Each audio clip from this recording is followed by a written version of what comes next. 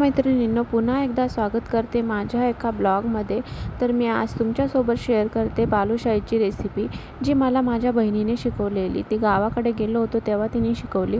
आणि चला, आपल्याला जमतं की नाही ते तर बघितलंच पाहिजे, कारण आपल्याला आयतं खायला कोण देणार आहे. त्याच्यामुळे बघूया जमतं की नाही म्हणून, कारण घरच्यांना सगळ्यांना आवडली होती म्हणून ट्राय करून बघितली.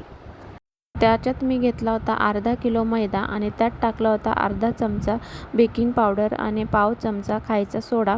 आणि त्याच्यानंतर चांगलं कडक गरम करून मी मोहनसाठी तूप टाकलं होतं, जे की आपण लाडू करतो ना तसं वळले पाहिजे असं.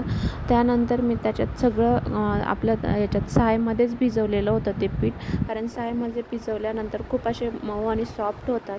तुम्ही एकदा ट्राय करून बघा. त्याच्यानंतर असे गोल मी सकाळी भिजवलं आणि संध्याकाळी करायला घेतलं होतं, जेणेकरून पीठ चांगलं फुगतं. त्याच्यानंतर असे गोल वगैरे करून त्यामध्ये होल करून तळून घेतले आणि एका साईडला पाकही करत ठेवला. पाकातून काढून घेतले आणि चॅनलला लाईक करा, सबस्क्राईब करायला विसरू